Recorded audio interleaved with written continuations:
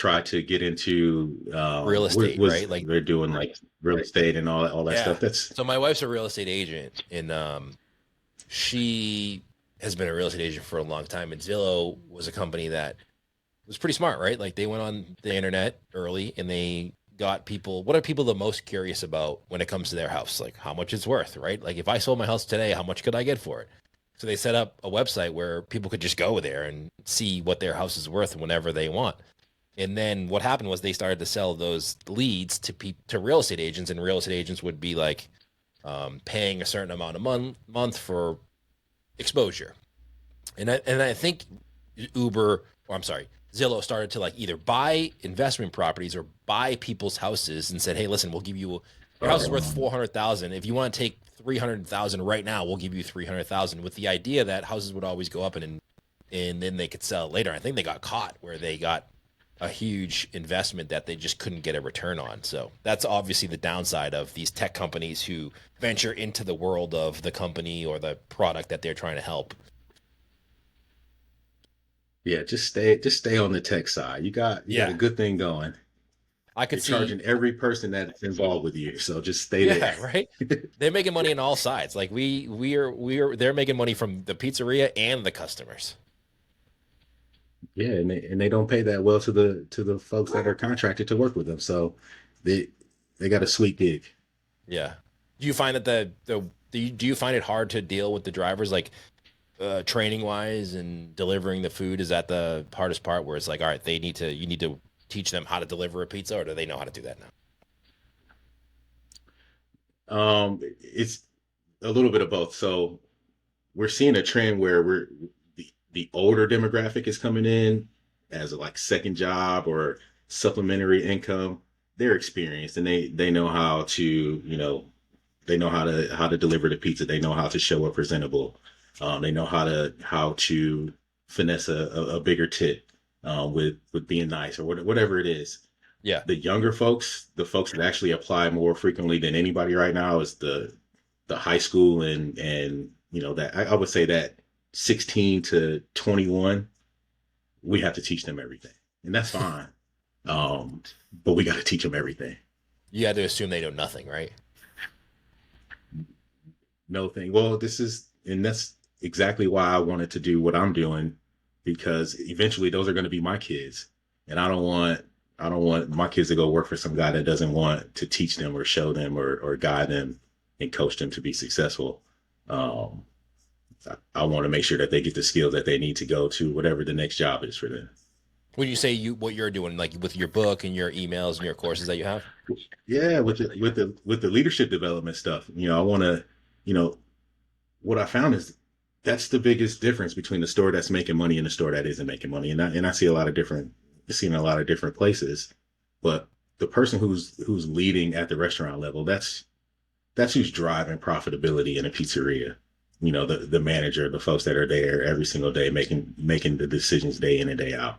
And when that person isn't tuned in and they don't know how to talk and communicate with the team, they don't know how to build folks, they don't know how to develop and train, it becomes a real hard job and really hard to get profitability at that point. Is where can people go find information about that? Because I know you have that online.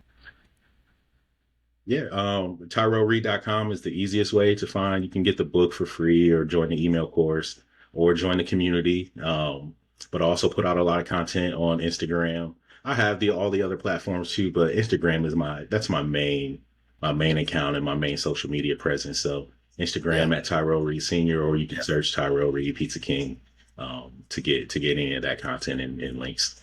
And you basically just take all the questions you want. So you either take all the questions you get and then make those informational, or you do kind of what I try to do is be like, all right, if I was telling my children how to do something, this is the training that I would need to have them, and assuming that everybody else would need that as well, right? Absolutely. A little bit of both. I do get questions from a lot of operators out there. How I would handle certain situations. So I always try to, not respond publicly. I always respond to if someone sends me a DM or Yeah. email or something, I'm gonna give it the care, but also try to answer the question in a general way, publicly, so that just in case someone who didn't want to raise their hand and ask the question, you can get the information as well. But then I also take just, my day-to-day stuff. I'm visiting pizza shops literally, 3 or 4 days a week. So the problems that we saw there are most likely the same problems that you may see in your shop. So Yeah. I want to share that. You should do like a vlog or something, like a daily thing, or maybe you do that in your Instagram stories where you're kind of taking people along with the day and into the different shops and dealing with It's the hard to problems. That would be record interesting to and see. do all. I'm by myself. I know you need to hire somebody. You don't have anybody. I'm You don't trying have a to. team behind you. I think there's no team. This is the team. Just me. Yeah. So I thought about that, and it would be cool to do kind of like a vlog or a day in the life. I don't want to. I wouldn't want to, shine the wrong light on someone, but I would like to, Right. get in and solve something for somebody.